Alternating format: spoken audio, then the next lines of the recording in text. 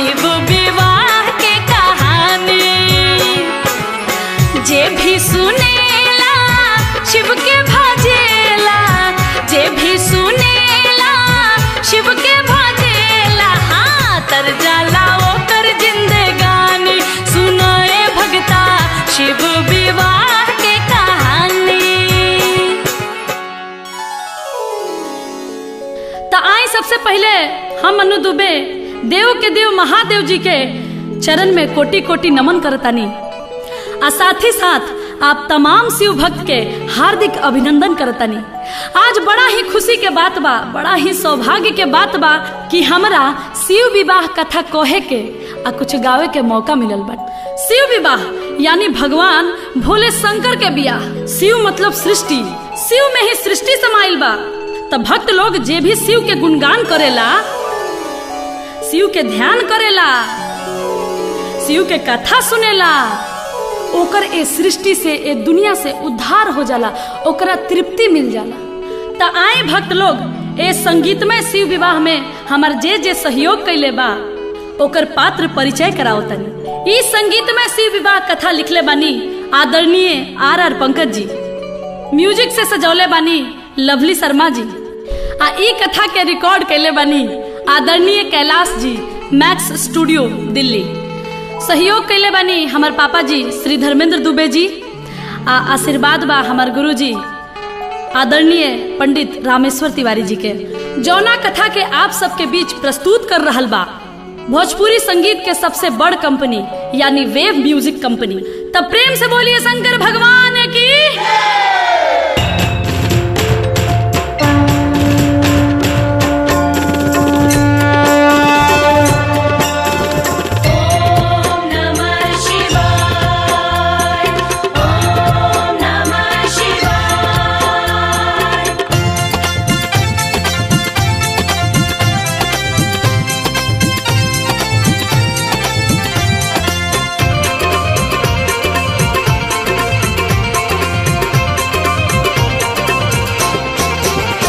एक छोटी सी लड़की पार्वती शिव शंकर पूजा करती थी। एक छोटी सी लड़की पार्वती शिव शंकर पूजा करती थी। एक छोटी सी लड़की पार्वती शिव शंकर पूजा करती थी। एक छोटी सी लड़की पार्वती शिव शंकर पूजा करती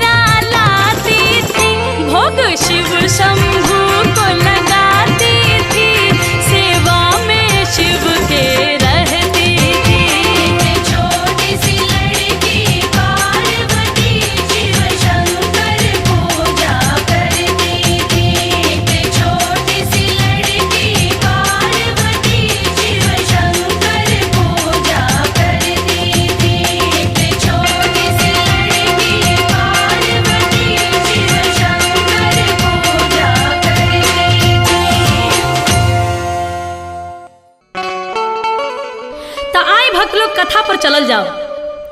राजा हिमांचल के पुत्री पार्वती अपन घर दुआर माई बाप सबके त्याग के जाके जंगल में शिव जी के पावे खातिर तपस्या करतरी। आ एने भगवान शिव शंकर 87,000 बरिस खातिर समाधि लगौले बनी। पार्वती के ऐसन घोर तपस्या देख के आ भगवान भोलेनाथ के समाधि में लीन देख के ब्रह्मा जी विष्णु जी सब देवी देवता परेशान हो गए। तब देवता लोग सोचे लागल कि अगर ये ध्यान ना टूटी और शादी ना जुटी तब इस सृष्टि के कल्याण कैसे होई। सब देवता लोग भगवान भोलेनाथ के जगावे खातिर प्रयास करे लागल, लेकिन डरे केहू लगे नहीं खे जात। अगर भगवान भोलेनाथ खिसिया गईले तब पूछी सब गड़बड़ बा।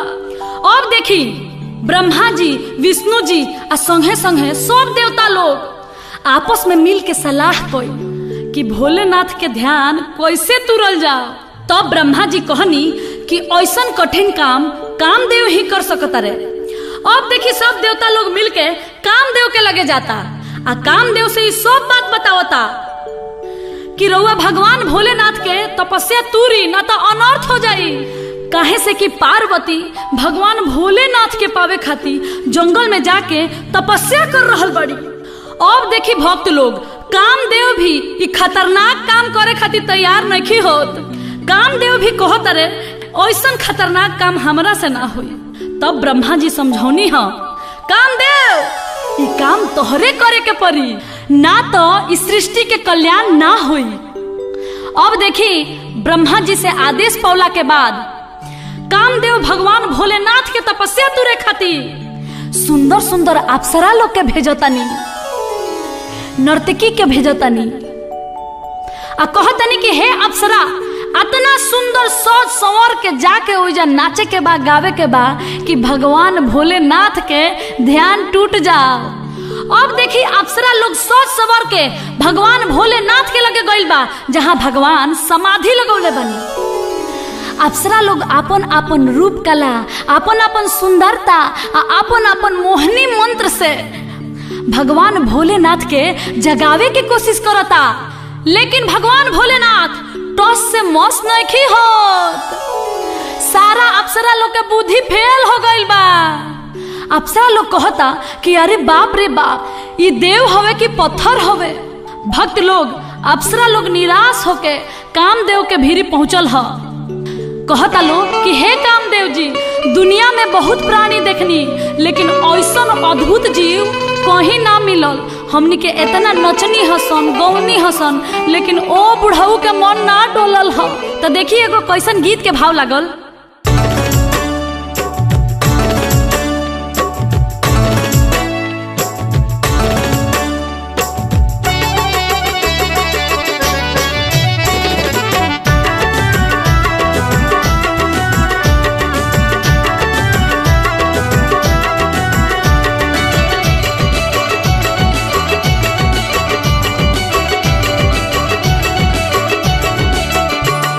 जगाए हारी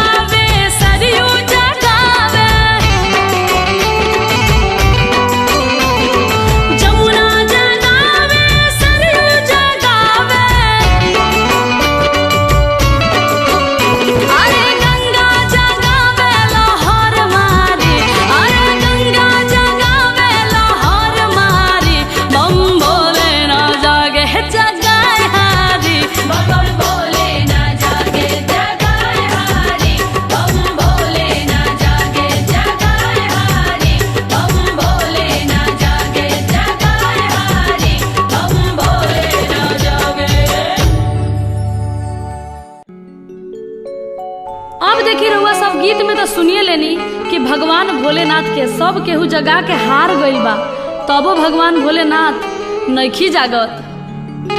अब खुद कामदेव ही भगवान भोलेनाथ के जगावे खातिर चल देले बानी। कामदेव के आगमन होते ही बसंत ऋतु छा गई, चारों तरफ फूल फुला गई, नजारा मन के बहुत भावे लागल, तबो भगवान भोलेनाथ नइखी जागत। तब कामदेव के क्रोध आइल ह आ एगो गाछ पर चढ़ गई ह आ चढ़ के तीर से निशाना सधनी ह आ भगवान भोलेनाथ पर बाण चला देनी ह। आ जैसे वो बाण भगवान भोलेनाथ के लागल ह, भगवान के तिसरका आंख खुल गई ह आ तीनों त्रिलोक डोले लागल ह आ सृष्टि में हाहाकार मच गई ह। जैसे ही भगवान भोलेनाथ के तिसरका आंख के पहिलका ज्योति कामदेव पर पड़ल, कामदेव ओही जा जर के राख हो गई हन, भस्म हो गई हन। अब देखी भगवान भोलेनाथ समाधि से जाग गई बने। अब देवता लोग पहुंचल ह भगवान भोलेनाथ के दरबार में। भगवान भोलेनाथ कहतनी कि का बात बा, आज रउआ सब है यहाँ। देवता लोग कहल ह रउआ के पावे खातिर पार्वती जंगल में तपस्या कर रहल बाड़ी, उ रउआ से बियाह कइल चाहतारी। तब देखी एजा एगो कवि के बड़ा बढ़िया एगो भाव लागल बाटे। देवता लोग कहता कि भोले बाबा करी अब बियाह, सलाह सब देवता के मानी। भोले बाबा ई सब बात सुन के ठठा के हंसे लगनी। बियाह हमरा जैसन गजेड़ी भंगेड़ी से बियाह के करी? अरे के हमर भांग पीसी आ के हमरा जोरे टूटही पलानी में गुजारा करी? के हमरा जोरे कैलाश पर रही? के हमरा संगे जंगल में रही? अरे हमरा से केहू बियाह ना कर सकेला। हे देवगण, आप सब हमरा के मत भरमाई। देवता लोग कहल ना प्रभु ना, रउआ बियाह करे के पड़ी, पार्वती रउए से बियाह करी है। भगवान भोलेनाथ के देवता लोग के बात पर भरोसा ना भइल। तब भगवान भोलेनाथ सप्त ऋषि लोग के बोलौले आ कहतनी हमरा खातिर पार्वती जी जंगल में जाके तपस्या करतारी, तनी जाके तू लोगिन पता कर लोगिन तो कि सही में उ हमरा के चाहतारी कि ना।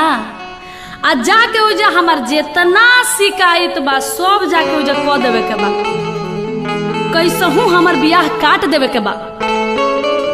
सप्तऋषि लोग महादेव के आज्ञा पावते ही कहता कि जैसन राउर इच्छा महादेव, हमनी के उहे करब सब जौन रउआ चाहतानी। तो देखी बियाह कटवा एही बेरा ना, ओहू बेरा बियाह कटवा रहे लोग। आ बियाह कटवा लोग चल देले बा बियाह काटे खातिर। आ सप्तऋषि लोग जंगल में जाता जहाँ पार्वती जी तपस्या कर रहल बाड़ी। अरे जेकरा खातिर धरलू धयानावा, आ लगनवा तोहरो लागल, अब बड़े हो राम। ए गौरा, तू जेकरा खातिर तपस्या करत रहू, जानत रहू के हउए? पागल हउए पागल। अरे ओकरा रहे के घर नहीं खे, पहने के बस्तर नहीं खे, छानी छपर नहीं खे, उ तो खुदे पतई चबावेले, तो तारा के का खियाई है? गौरा, ए गौरा, अलग जाए भगिया में अगिया, ए लग जाए भगिया में अगिया, साजनवा तोहरो पागल बड़े हो राम, और भंगिया तोहरो पागल बड़े हो राम। जेकरा खातिर धरलू धयानावा, लगनवा तोहरो लागल बड़े हो राम। जेकरा खातिर धरलू धयानावा, लगनवा गौरा लागल बड़े हो राम। लग जाए भगिया में अगिया,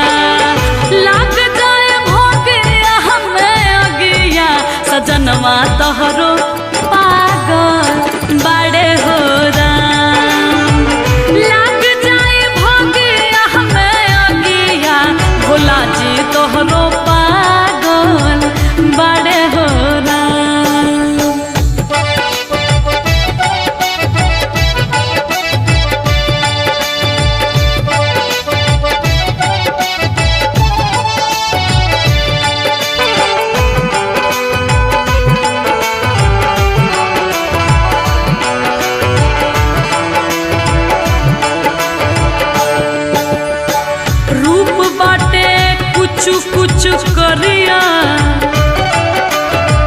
रूप बाटे कुछ कुछ करिया भभूति दहिया लागल बाटे हो राम रूप बाटे कुछ कुछ करिया भभूति दहिया लागल बाटे हो राम तीन तीन को पड़ुए नया नवा तीन तीन को पड़ुए नया नवा सजनवा तोहरो पागल बाड़े हो राम और भंगिया तोहरो पागल बाड़े हो राम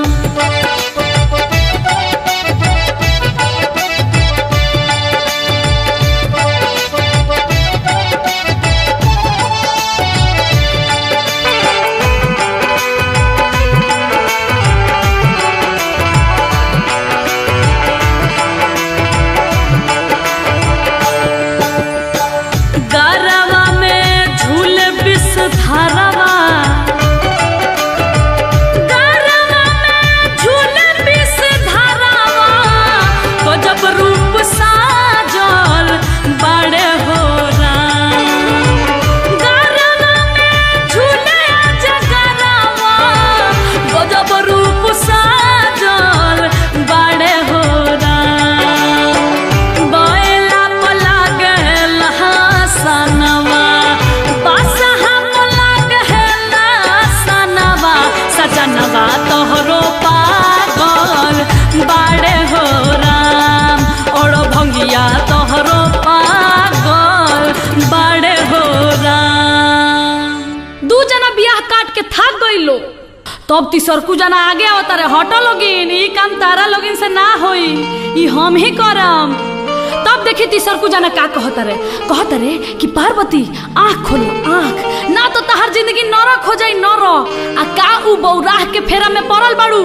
पार्वती के समझावे लगले कि बर बीसम बीसम बीसा आ बर ताके एके दिशा बर के घर में चांद सूरज के ज्योति आ बर पेन्ही ना पियरी धोती अरे बुझला एकरा मतलब का होला कि बर बीसम बीसम बीसा यानी 20 आ 20-60 बरिस के लइका बा आ बर ताके एके दिशा एके कोर ताके ले कंडेर बाड़े बुझली ह आ बर के घर में चांद सूरज के ज्योति डायरेक्ट सूरज भगवान के ज्योति आवेला घर दुआर नहीं खे पर्वत पहाड़ पर रहे के पड़ी आ बर के घर में चांद सूरज के ज्योति आ बर पेन्ही ना पियरी धोती बर पियरी धोती ना पहनी है और उनका डरे से बुझा कि मिर्गा छला है अरे समझ लू गौरा अरे तू राजा महाराजा के बेटी हो तू कोनो राजकुमार से बियाह कर तू आ का है बुढ़ऊ के फेरा में पड़ल बाड़ू ई सब सुनला के बाद गौरा जी से बर्दाश्त ना भइल शंकर जी के शिकायत तब कहतरी कि सुनी सदा मुनि रउआ सब के इज्जदाल ना गली रउआ सब टरी आ अपन अपन घर धरी हम करब उहे गजेड़िए से बियाह उहे जोगिया से बियाह करब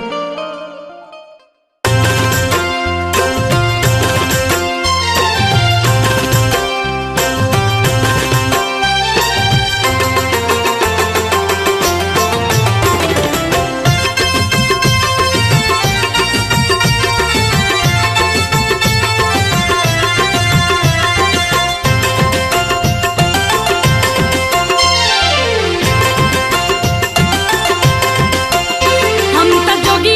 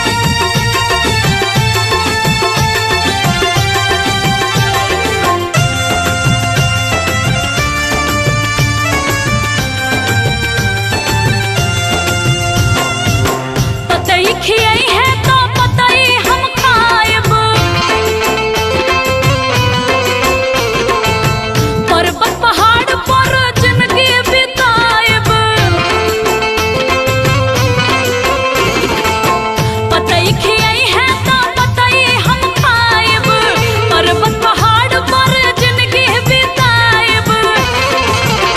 नाही मानब हो ए नाही मानब हो, नाही मानब हम केहू के सलाह, केहू के बौरा जन कहे शिव जोगिया से करब बियाह, केहू के बौरा जन कहे और भंगिया से करब बियाह, केहू के बौरा जन कहे।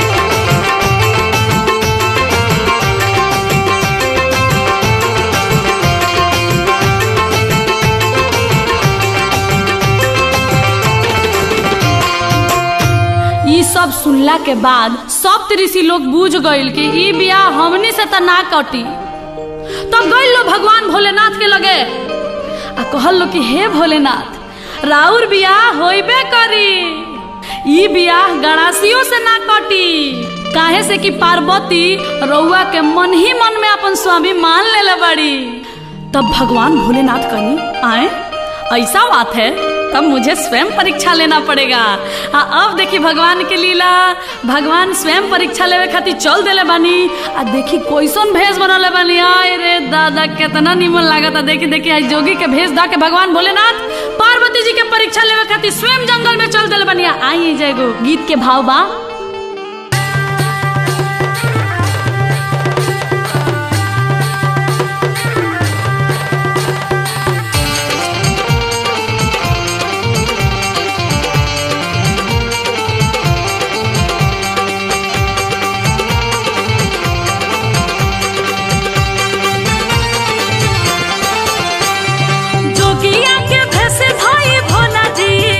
चल भइले बनावा, जोगिया के भेष धाई भोले बाबा चल भइले बनावा। ए जहाँ पार्वती पूजे शिव के धई के ध्यानवा, ए जहाँ पार्वती पूजे शिव के धई के ध्यानवा।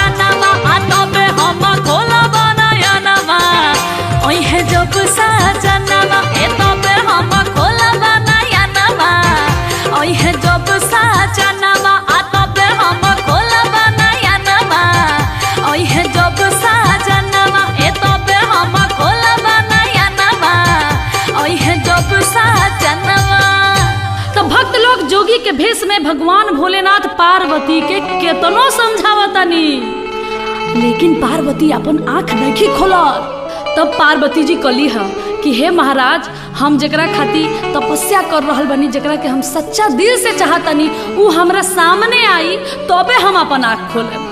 पार्वती के वचन सुन के भगवान भोलेनाथ भाव विभोर हो गई है। तब कहतनी देवी आँख खोला, तू जेकरा के चाहतारू उ तेरा सामने साक्षात खड़ा बा।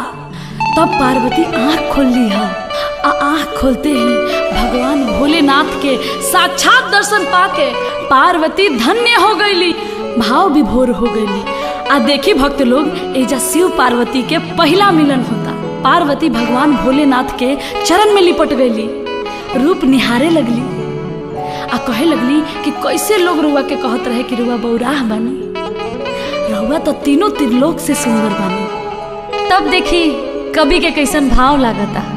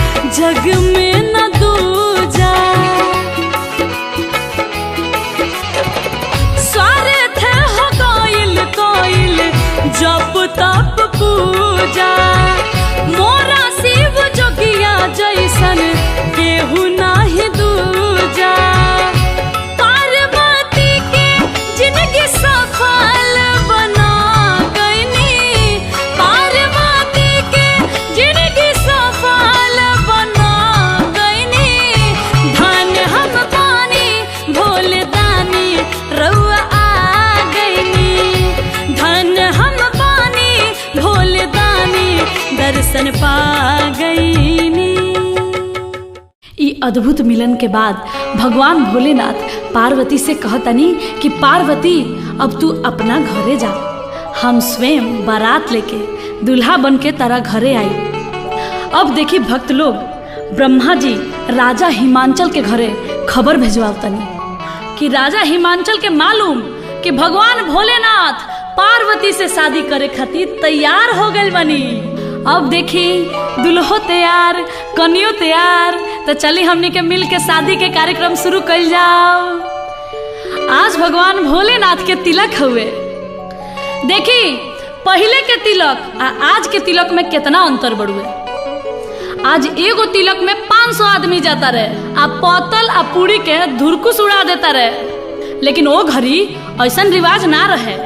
राजा हिमांचल तिलक चढ़ावे खातिर विप्रदेव यानी कि ब्राह्मण और हजाम मात्र 2 आदमी के शिव जी के दरवाजा पर भेजतनी तिलक चढ़ावे खातिर। आ तिलकहरू लोग जब आंगन में पहुंचता तो देखी हमनी के हिंदू धर्म में तिलक के बेरा एगो बड़ा बढ़िया गीत होला, आई सुनल जाओ।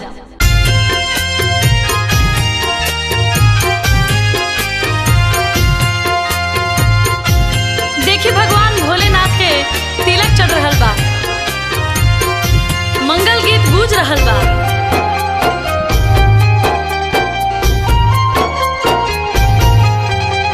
आज मोरा शिव जी के तिलक आयो, आज मोरा शिव जी के तिलक आयो।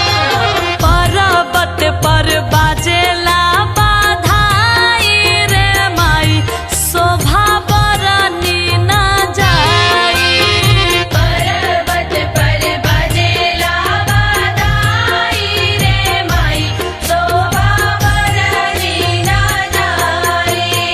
गैया के गोबरा से अंगना लिपायो, गैया के गोबरा से अंगना लिपायो। अब गजमती चौका पुराई रे माई, शोभा बरनी न जाई। गजमती चौका पुराई रे माई, शोभा बरनी न जाई।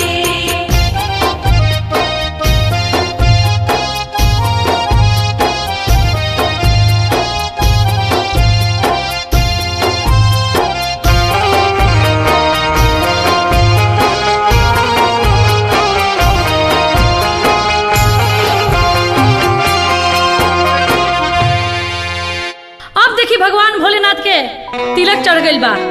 आ तिलक चढ़ला के बाद हमने की यहाँ धान हल्दी बटाला। आ जब धान हल्दी बटा गई तब तिलकहरू लोग के विदाई से पहले हमने की यहाँ भोजन करावल जाला। आ जब तिलकहरू लोग भोजन करे खातिर बैठेला तब हमने की यहाँ माई बहिन चाची लोग मिल के जेवनार गावे। तो शिव जी के तिलक में भी देखी सब ऋषि लोग के औरत लोग मिल के जेवनार गावता। उ कैसे? ए सखी गावा गावा, गीत गावा लो।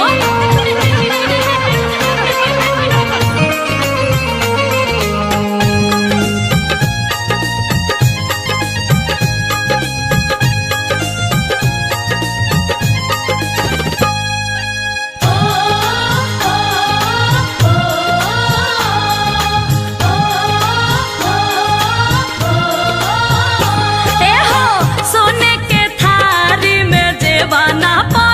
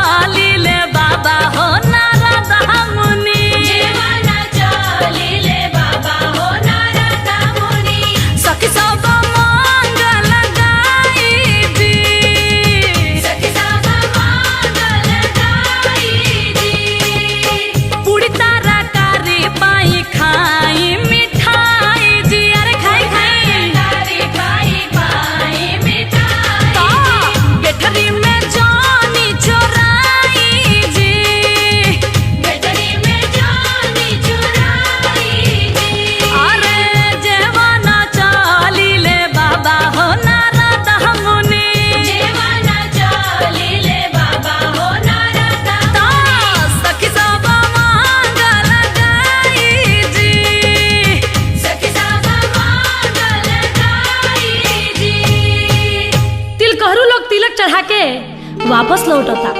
पार्वती के माई मैना रानी नारद बाबा से पूछली हो कि ए नारद बाबा बोर कैसन बा आ बोर के घर कैसन बा। तब नारद जी कहतनी पार्वती के माई मैना जी से, ए जी लइका तो ऐसन बड़ुआ कि ऐसन लइका दुनिया में कहीं नहीं खे, तीनों त्रिलोक में ऐसन कहीं बर नहीं खे। अरे लइका तो साक्षात त्रिलोकी नाथ हवे, भगवान भोलेनाथ हवे।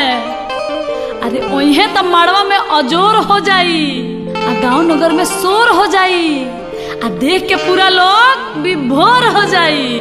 आ घर के बारे में तो पूछबे मत करी, माने कि सब केहू उनके घर में रहेला। अब देखी दामाद के बड़ाई सुन के मैना रानी बहुत खुश हो गईली। आ राजा हिमांचल की यहाँ माड़ो गड़ाई के तैयारी होखे लगा। तो आई चाची माई बहनी हमनियों के मिल के माड़ो के गीत गावल जा।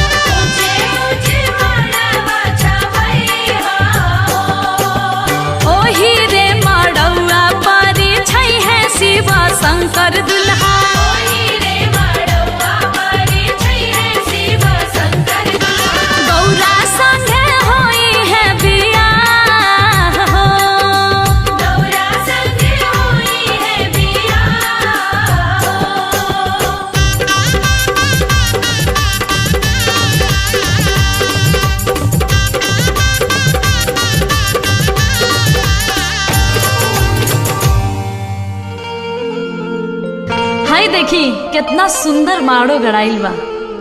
माड़ो गड़ा गइल बा। आंगन में कुहार भाई कलसा लेके आ गइल बड़े। जौना कलसा में गंगा जल भर के ओकरा पर दीपक जलावल जाला आ ओही दीपक से मड़वा में अजोर होला। देखी हमने की यहाँ कोनो भी शुभ काम में कोनो चीज आवेला तो ओकर सबसे पहले परिछावन कइल जाला। जैसे कलसा के परिछावन होला, पीढ़ा के परिछावन होला। तब मैना रानी कलसा परिछे जाता रही आ कुहार भाई नेक मांगता रहे। तो एजा एगो गीत होला।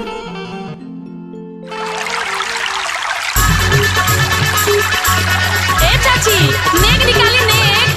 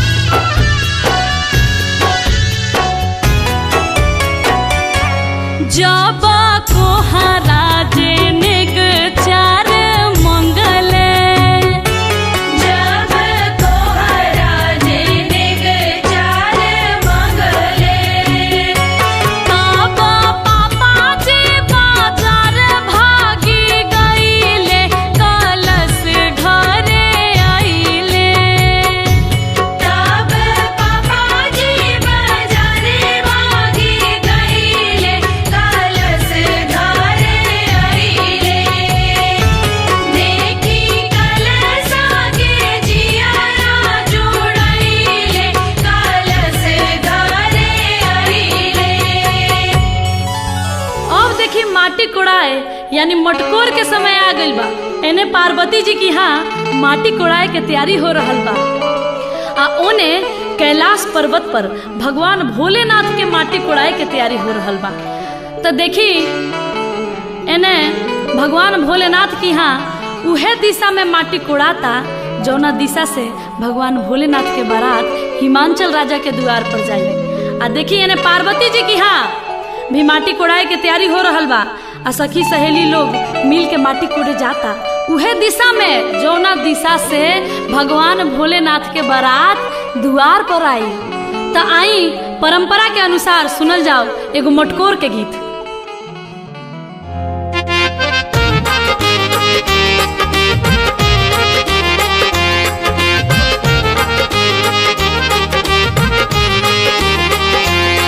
बजाओ भैया चमरा बजाओ सहनाई कहवा के पियर माटी कहाँ के कुदार है कहवा के पियर माटी कहाँ के कुदार है कहवा के साथ सुहागिन मट कोड़े जास है कहवा के साथ सुहागिन मटकोड़े जास है गंगा जी के पियर माटी सोन के कुदार है गंगा जी के पियर माटी सोन के कुदार है देवलोक के साथ सुहागिन मट कोड़े जास है देवलोक के साथ सुहागिन मटकोड़े जास है देवलोक के साथ सुहागिन मटकोड़े जास है देवलोक के साथ सुहागिन मटकोड़े जास है देवलोक के साथ सुहागिन।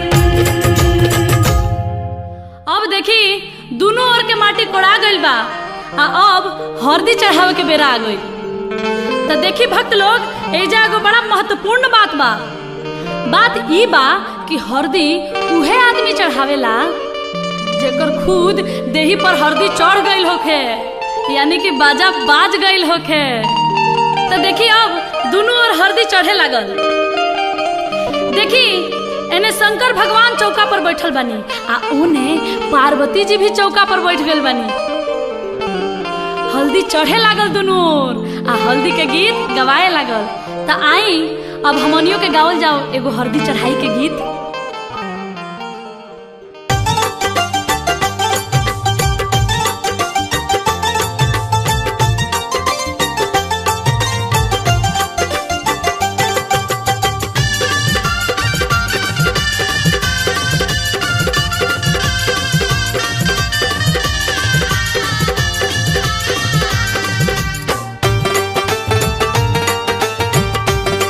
आगे माई कावन बाबा हरदी चढ़ाइले है आगे माई ब्रह्मा बाबा हरदी चढ़ाइले है शिव शंकर पर के दिले आशीष दुल्हा बनाइले है शिव शंकर वर के दिले आशीष दुल्हा बनाइले है कि आगे माई आजू के हरदिया सुहावन है आगे मैया जो के हरदिया सुहावन है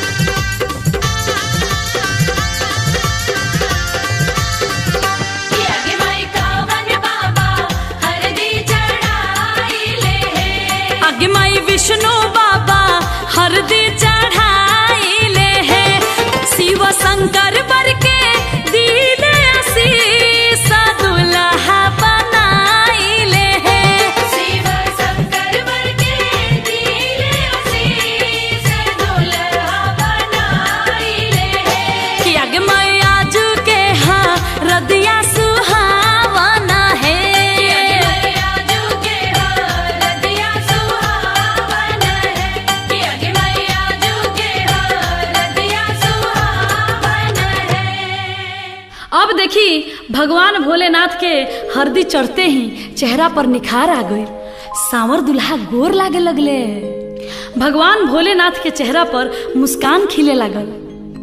ये दृश्य देख के सब देवी देवता मने मन बहुत खुश होता रहे। आज भगवान भोलेनाथ के बारात जाए आला बा अब बारात जाए से पहले दुल्हा के नहवावन होला तो देखी भगवान भोलेनाथ के भी नहवावन हो रहल बा तो हमनी के यहाँ नहवावन पर एगो बड़ा नीमन गीत गावल जाला तो आई सुनल जाओ एगो गीत।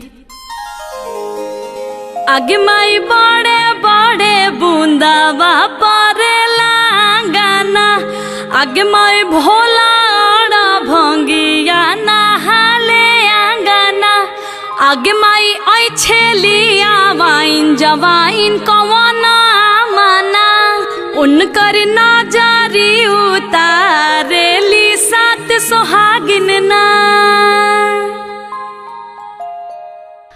अब देखी भगवान भोलेनाथ ससुरारी जाए खातिर तैयार होके लगनी सजे लगनी कैसे श्रृंगार करतनी भगवान भोलेनाथ गंगा का पार पर यानी कि जटा में गंगा चंदा लीलार पर यानी कि लीलार पर चंद्रमा सजले बनी कान में कुंडल के जगह बिच्छी झूलतिया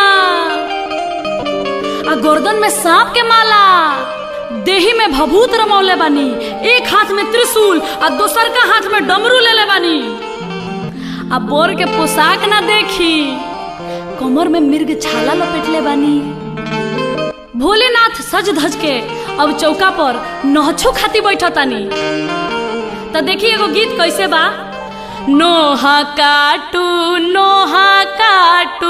नौआ रे अंगूरी जानी कटी है रे बढ़िया से नोहा नाही कटबे जे तोरा नेग नहीं मिली है रे।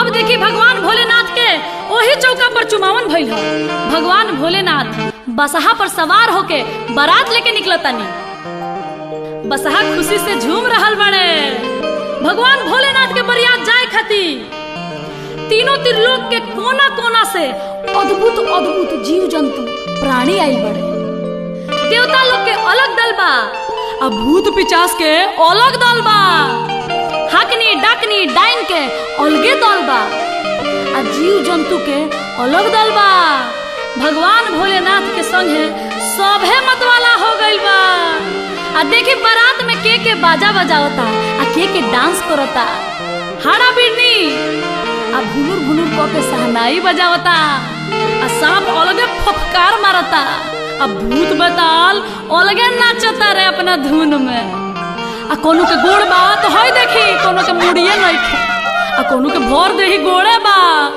कोनो के एको गो आँख नइखे आ तो कोनो के भर देही बुझी की आँखे बा। अब भगवान भोलेनाथ के बारात जौना रास्ता से जाता बुझी की रास्ता क्लियर बा एको गो ट्रैफिक नइखे मिलत हई ना देखी जौना रास्ता से ये बारात जाता वो रास्ता के लोग अपना घर में लुका जाता दादा रे दादा आज जान बाची की ना। ये बारात के रास्ता में जौन भी मेहरारू लड़की देखतारी उ कहतारी कि हे भगवान कौन बाछी के करम फूटल है ई बारात के करा यहाँ जाई ई दुल्हा के कर हूँ। तो देखी भगवान भोलेनाथ के बारात कैसे गावत बजावत जाता आ लोग देख के का कहता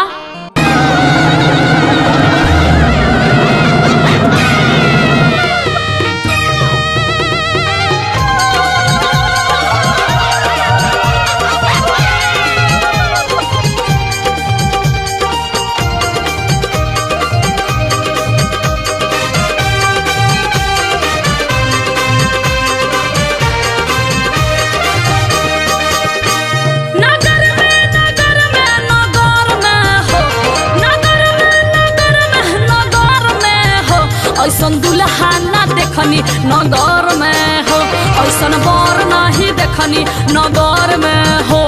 नगर में नगर में नगर में हो, नगर में नगर में नगर में हो, ऐसन बर नहीं देखनी नगर में हो, ऐसन दुल्हा न देखनी नगर में हो। अरे बाप रे बाप, अरे ए सखी ई बाढ़ की पीपर हो।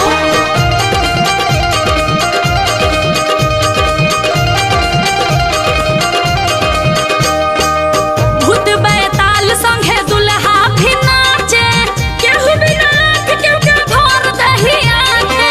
अरे ए सखी कौन पक्षी के भाग फूटल बा। भूत बैताल संगे दुल्हा भी नाचे, केहू भी नाच केहू के भर दही आंखे। देखी नर नारी लुका गइले घर में नगर में हो, ऐसन दुल्हा ना अइले नगर में हो, ऐसन बर नहीं अइले नगर में।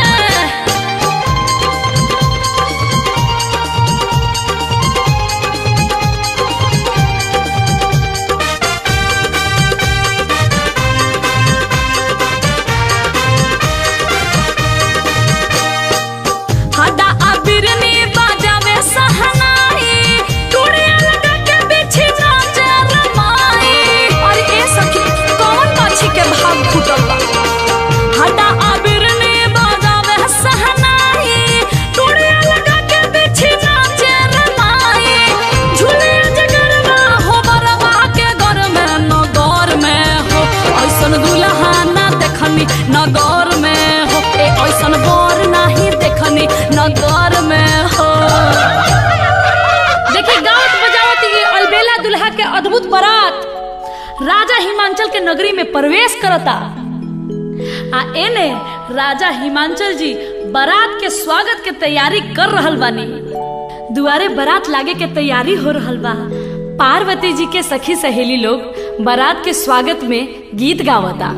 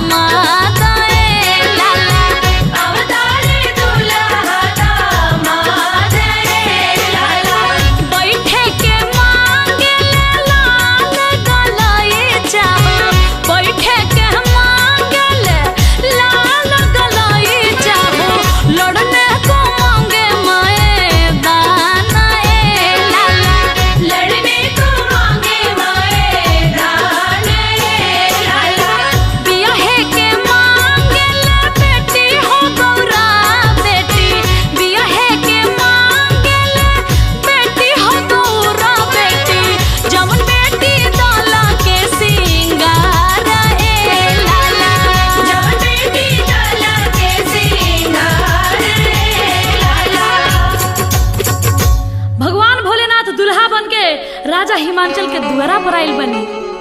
ऋषि मुनि पुरोहित लोग द्वार पूजा करावता। ओम मंगलम भगवान विष्णु मंगलम गरुड़ध्वजा मंगलम पुंडरीकाक्ष मंगलाय तनोहरि। द्वार पूजा हो रहल बाटे, पंडित जी मंत्र पढ़तनी। आ देखिए ना माई बहन लोग कैसन एगो सुंदर गीत गावता।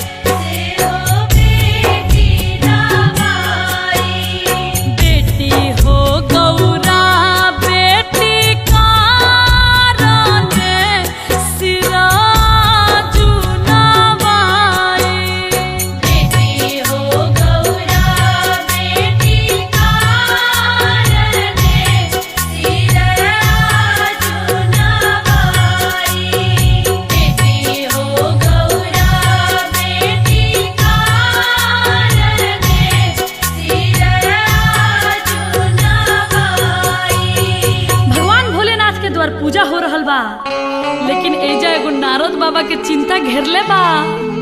चिंता ऊ बा कि मैना रानी से दुल्हा के खूब बड़ाई कइले बड़े, आ उहे दुल्हा अपन बियाह करे खातिर असली भेष में आइल बा। देखी अब पार्वती के गुरहथी के बेरा आ गइल बा। भसुर मड़वा में जाता रे गुरहथी खातिर, आ राजा हिमांचल के आंगना में पार्वती के सखी सहेली लोग जुटल बा। तो देखी वही में एगो सखी कहता रे, ए सखी ई भसुर ऐसन बा तो दुल्हा कैसन होई? ए दादा कहीं गौरा के दुल्हा बौराह नइखे नु। गुरहथी शुरू बा। तब पंडित जी भसुर के हाथ में मंत्र पढ़ के अक्षत देता रे चढ़ावे खातिर। तो है ना देखे भसुर का करता रे। तब सखी सहेली लोग कैसे गीत गावता।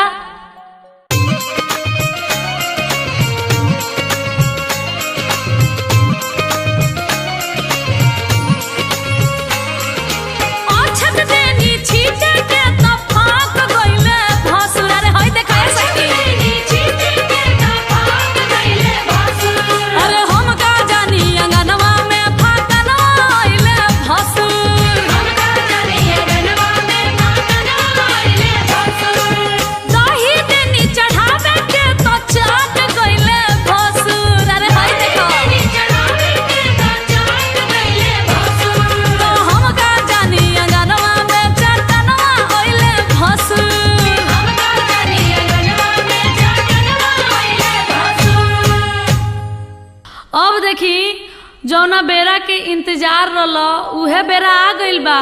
लीलरा पर विध के टाकी बा, कुछ बीत गइल कुछ बाकी बा। अब नारद बाबा के गोधन कुटाए आला बा। काहे कि इहे बरब अंगना में जाए आला बा। एने देखी मैना रानी अपन दामाद देखे खातिर बेसब्री से इंतजार कर रहल बाड़ी। आखिर उ दामाद के कब देखेम जे तीनों त्रिलोक के मालिक हवे, जेकर इतना बड़ाई सुन ले बानी, जेकरा से हमार बेटी पार्वती के बियाह होके आला बा। अब बर के आंगना में बुलावे खातिर हजाम के भेजल जाता। भगवान भोलेनाथ जैसे ही राजा हिमांचल के आंगना में अइलो हन, जैसे ही सास अपना दामाद के देखली हो अंगने में गिर गईली हो, बेहोश हो गईली हो। राजा हिमांचल के आंगना में रोन पीटन पड़ गई। आहिर रे दादा ई का भई? आखिर हमार भोली पार्वती कौन कसूर कैले रही हो? अब देखी नारद भगवान के सब केहू खोजे लागल ह, सब केहू उनका के कोसे लागल ह, गाड़ी देवे लागल ह। का ए नारद ई अबोध बेटी तहर का बिगड़ले रही ह? आखिर कौना जन्म के बदला सधौला ह कि हमार पार्वती खातिर ऐसन दुल्हा खोज के लिए ह, ऐसन भिखारी के खोज के लिए ह। तब तक नारद बाबा नारायण नारायण करत आंगना में पहुंचतानी। देखी नारद मुनि ही शंकर भगवान आ पार्वती जी के बियाह में अगुआ रहल बनी। नारद मुनि के बात केहू ना काटेला। नारद मुनि आगम निगम सब कुछ जानी ले। नारद नारद जेकर बात कबो रद्द ना होखे ओकरे के नारद कहल जाला। तो नारद भगवान मैना रानी के समझावतानी आ कहतानी कि मैना रानी ना ना रुआ चिंता ना करी, ई भगवान भोलेनाथ हुवन, ई सही में तीनों त्रिलोक के मालिक हुवन। रुआ अभी कुछ नहीं जानत, इनकर अनेक रूप बा। हे मैना रानी रुआ बर पर छी, रुआ चिंता ना करी। लेकिन मैना रानी तैयार नहीं हो। कहतरी ना ए दादा ना, ऐसन बौरा बर से हम अपन गौरा के बियाह ना करे। देखिए जाएगो कैसन भाव लागता मैना रानी के कि आगे माई गौरी ऐसन ज्ञानी बेटी के बरवा मिलल बौरा। ए माई बरवा मिलल बौरा। नारद बाबा के हम काहिले बिगड़नी, बरवा खोजल बौरा है कि अगमाई ऐसन बौरा बरसे गौरा ना बियाहब, मोरे गौरा रही है कुंवर। ए माई मोरे गौरा रही है कुंवर। गौरा लेके डूबब हम, गौरा लेके गौरा लेके जाइबो पाताल है कि आगमाई ऐसा न बौरा बरसे गौरा ना बिया हब भले गौरा रही है कुंवार ए माई मोर गौरा रही है कुंवार। कसहु नारद भगवान मैना रानी के सखी सहेली लोग के समझा बुझा के आ माड़ो में लेके आओ तनी कि चली मतवा चली बर परछी बर राउर बहुत सुंदर बा। मैना रानी केहूँगा अपन दिल पर पत्थर रख के आ आंगना में आओ तरी। आंगना में अइला के बाद लोढ़ा लेले बाड़ी लेकिन मने मन में डरा तरी। तब पीछे से सखी सहेली लोग गीत गावता का कहता अरे हाय देखा ए सखी ये दुल्हा कैसन बा हो। अरे ताकत अरे पुरु त लौकता पछी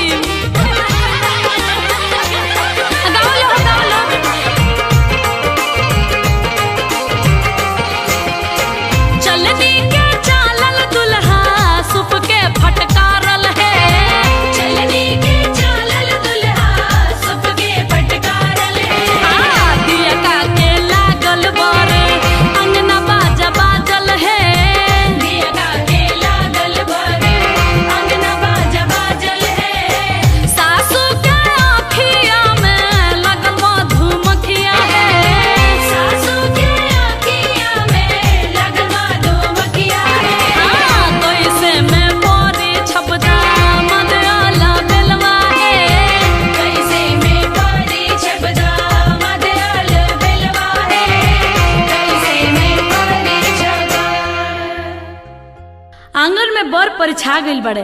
अब बर पर छैला के बाद अब पार्वती के मंडप में बुलावल जाता। तो देखिए एगो एजा गीत होला, वो गीत ऐसन होला कि सुनते ही हर बाप के करेज फटे लगेला। जे बेटी के इतना छोट से पढ़ा लिखा के पोस पाल के सयान कैले बा, ऊ बेटी आज पराया होके जा रहल बाड़ी।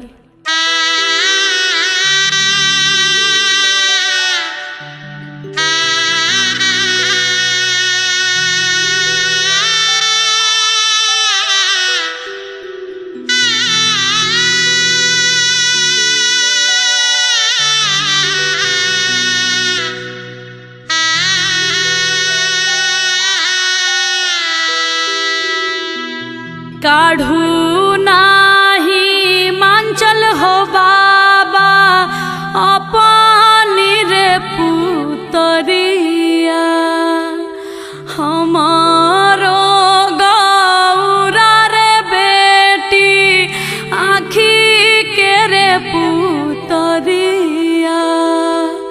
दिनावा हरेलू हो बेटी आ भूखी पियसिया, रतिया हरेलू हो बेटी आ बाबा खीरे नींदिया।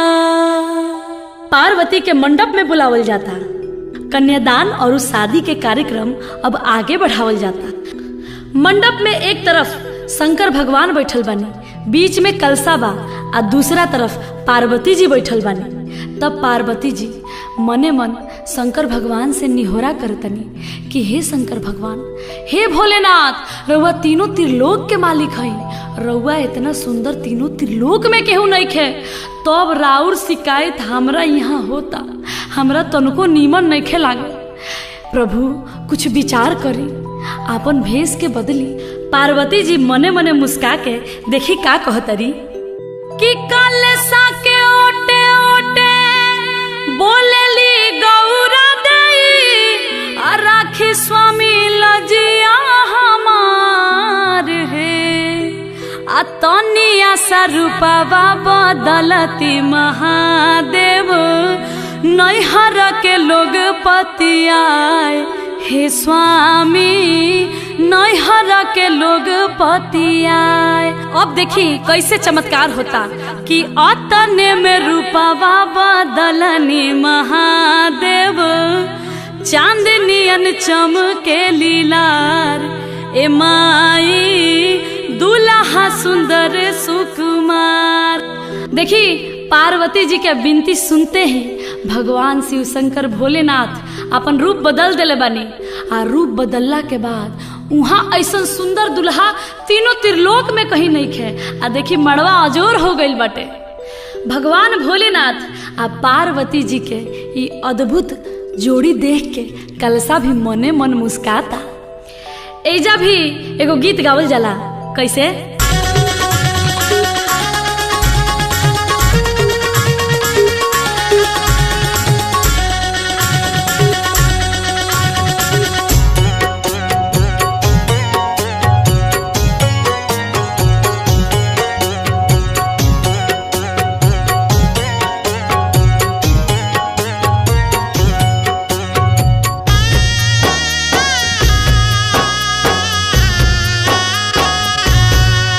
देखी हंसला कलसवा तका देखी चौमुख है। देखी हंसला कलसवा तका देखी चौमुख है। आहे का देखी हंसिले महादेव मने मुस्काई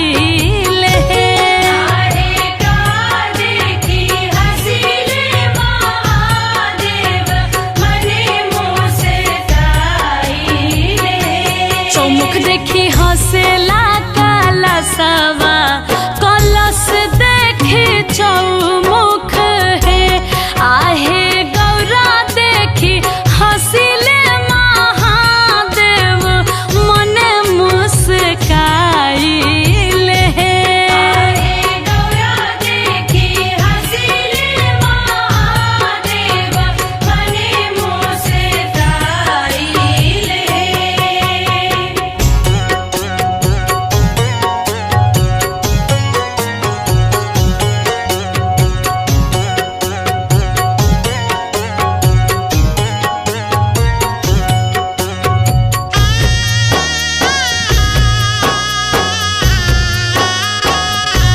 नाची आइले नाची जाइले डमरू बजाइले नाची आइले नाची जाइले डमरू बजाइले।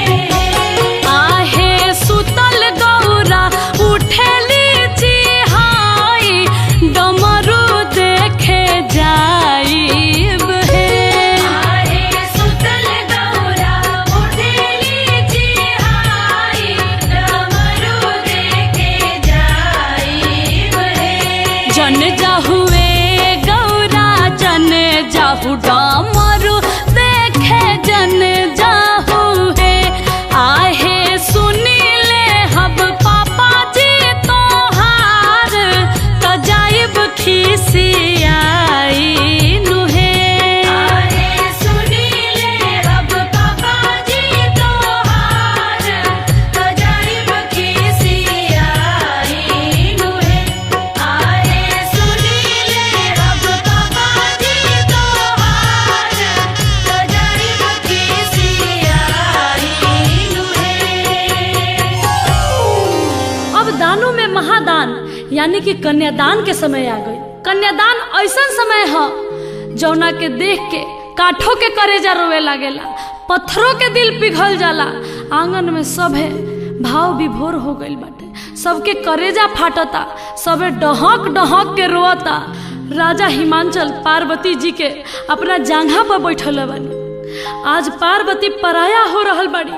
आज पार्वती के कन्यादान हो रहल बा। मन ही मन राजा हिमांचल कुहुक कुहुक के रोतनी। मैना जी के आंख से आंसू के धार बह रहल बा। आज बेटी पराया हो रहल बड़ी।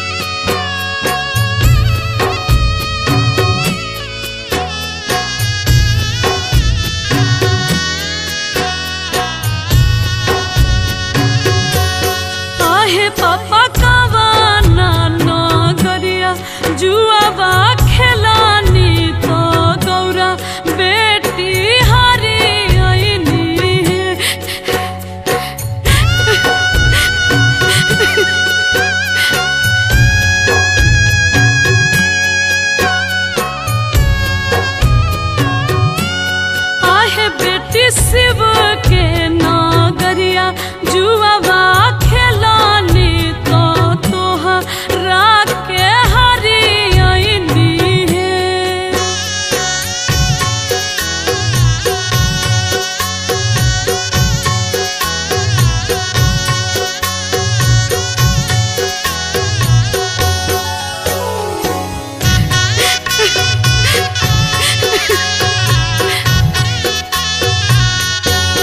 आहे पापा पुतावा पतोहिया काहे ना हरानी तो हमारा के हरियनी है।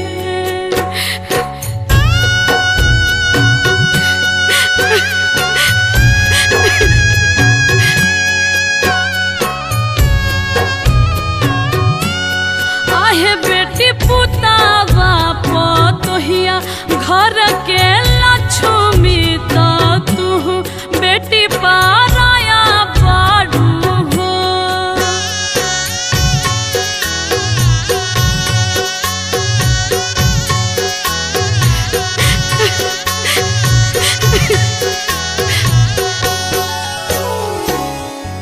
देखी कन्यादान महादान हुए, ई सौभाग्य जेकरा प्राप्त होला ओकरा मुक्ति मिल जाला। तब भक्त लोग हम भी रउआ सबसे निहोरा कर रहल बानी कि कन्यादान रउआ सब भी जरूर करब। अगर आपन बेटी ना होखे त केहू पराया के बेटी, केहू गरीब के बेटी, आपन भतीजी आ ना होखो तो आपन भगनी के कन्यादान जरूर करे के चाहिए। यही से मनुष्य के जीवन सफल होला। आई हमनी के परंपरा के अनुसार एगो औरी कन्यादान के गीत होला, ओकरा के सुन लिहल जाओ।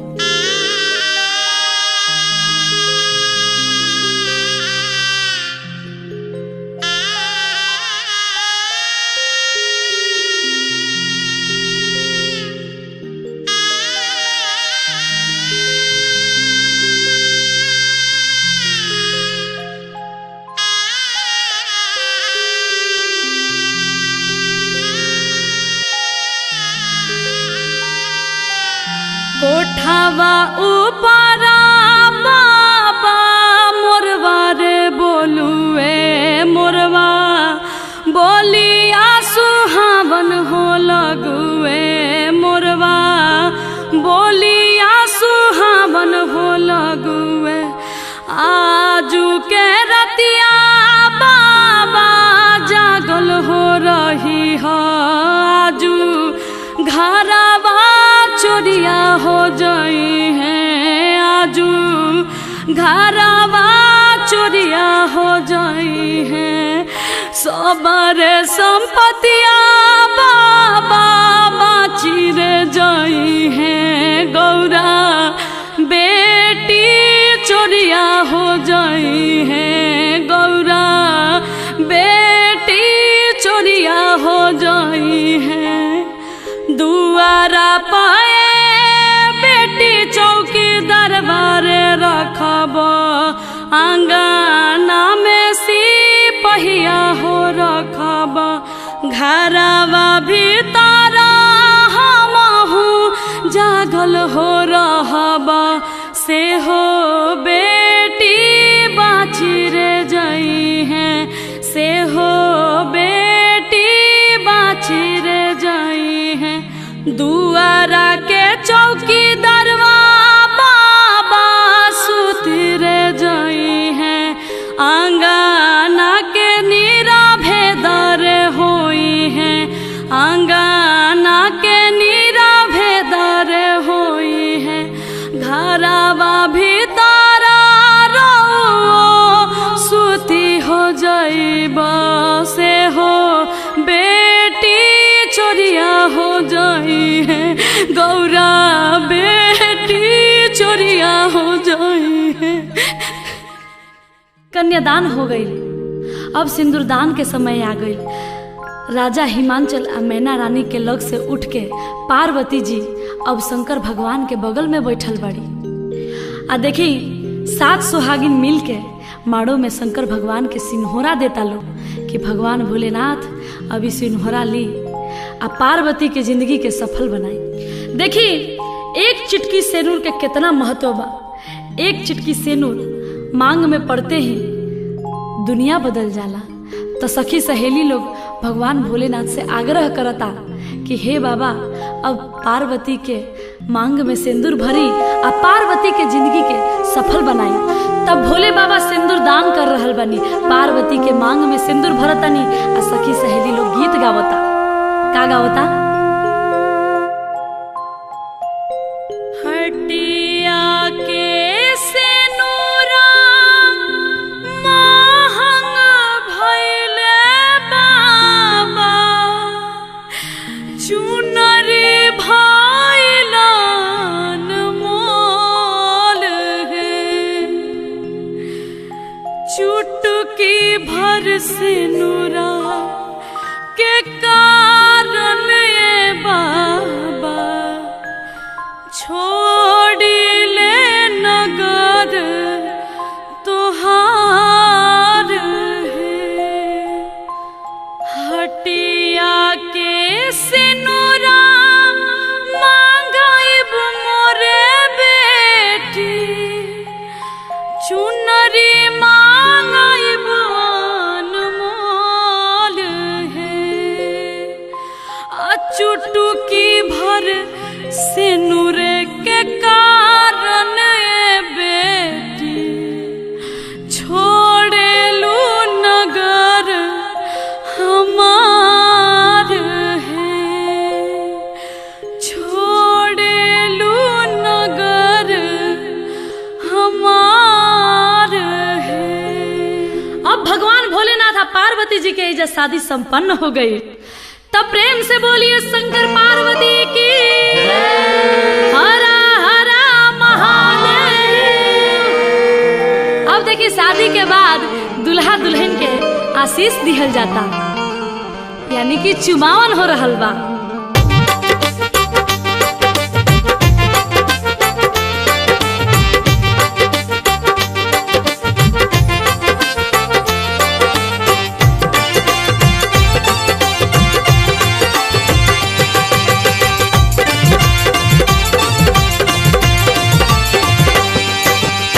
हरियारा दुभिया जुरी भारा चाउर शिवा शंकर हरि, हरियारा दुभिया जुरी भारा चाउर शिवा शंकर हरि, चुम चुम चुमावेली अम्मा सोहागिन शिवा शंकर हरि, चुम चुम चुमावेली अम्मा सोहागिन शिवा शंकर हरि, अम्मा चुमावेली देली आशीष शिवा शंकर हरि, जिया सा दुल्हा दुल्हन लाखों बरिस शिवा शंकर हरि, जिया से दुल्हा दुल्हन लाखों बरिस शिवा शंकर हरि, जिया से दुल्हा दुल्हन लाखों बरिस शिवा शंकर हरि। भगवान भोलेनाथ पार्वती के संग कोहबर में जातनी, कुल देवी देवता से आशीर्वाद लेतनी। अब भगवान भोलेनाथ के संग है पार्वती नैहर नगरी छोड़ के ससुराल जा रहल बड़ी।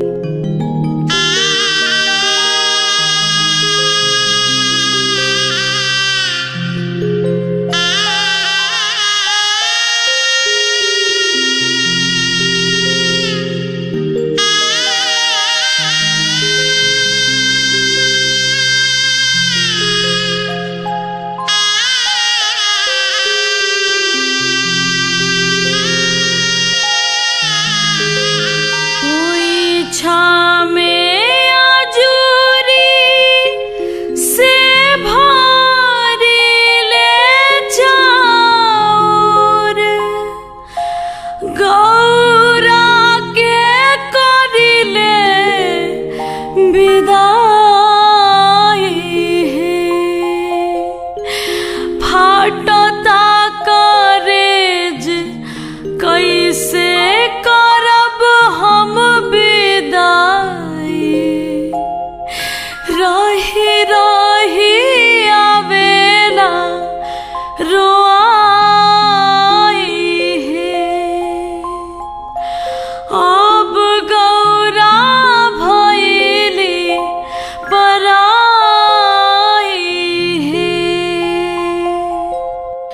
असली शिव भक्त लोग शिव जी के बियाह संपन्न भइल।